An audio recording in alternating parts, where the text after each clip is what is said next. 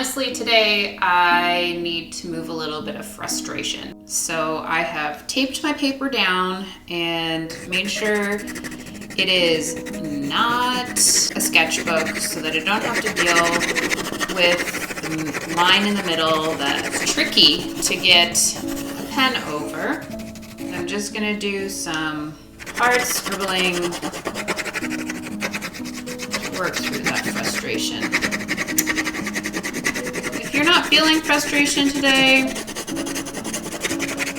don't know, maybe hard scribbling will make you feel joyful. Maybe hard scribbling isn't for you today. You can do some soft scribbling. No problem. Whatever feels good for you is what you should go with. 100%. The frustration I'm feeling today, it's not really that big of a deal, honestly. And it's a bit of a dichotomy too, because I'm frustrated and also doing one of the things that I love to do most, which is learning a new thing. I love learning new things. It's so much fun. And yet, with that learning, seems to come a bit of frustration for me, because I want to know it all, but then the learning's over. It's very strange. It's such a strange feeling. If I rush through the learning and get to the part where I know how to do something, I tend to get bored and want to move on to a new learning. The process continues. A little bit of frustration as I learn this new thing. Ugh. Anyway, I don't know, is that the same for everyone? Does everyone feel like that? Maybe it's just me, I don't know.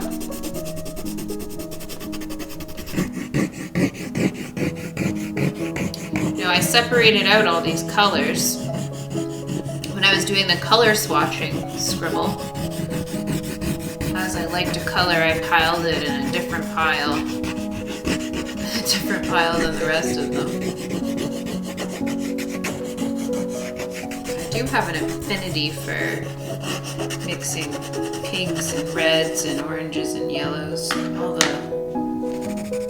I was gonna say warm colors, but I don't agree with that whole feeling that reds and oranges and yellows are warm and greens and blues and purples are cool, because I feel like there are warm and cool versions of every single color. I think that's because I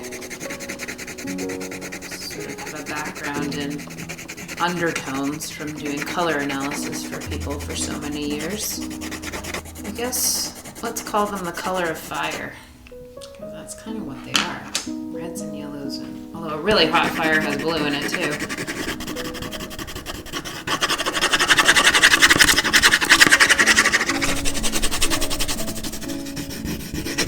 I'm just scribbling these colors until they get to the wood. I'm not sharpening them. I'll sharpen them after.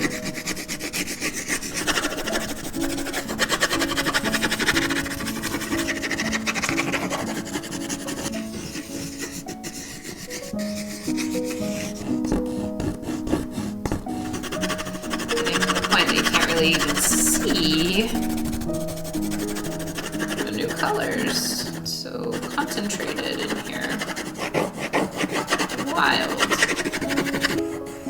think the frustration is moving through me because I'm not feeling like I need to do the hard scribbles as much as when I first started. Isn't that beautiful? Such a beautiful thing. Moving emotions through our bodies, or moving emotion through my own body. I can't move emotion through your body, only you can do that. But in my imagination, you're scribbling along with me here. Ooh, let's do it together.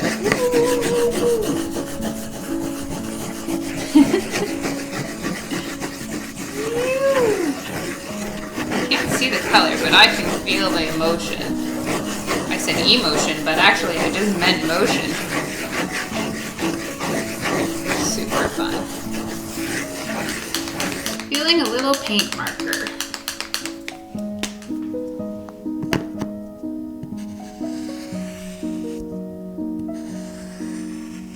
I tend to like to scribble for about 20 minutes. Yeah, somewhere between 10 and 20 minutes. But I edit these for you so that they're a little bit more interesting. I mean, that's my intention at least. You may only be scribbling as long as the video, which might be a little bit less than what I'm doing. Maybe part of the reason why I wanted to add the paint marker is just because I wanted to keep going. I didn't feel quite complete in my body. This is a shape I like to draw a lot because it's like a leaf shape, petal shape.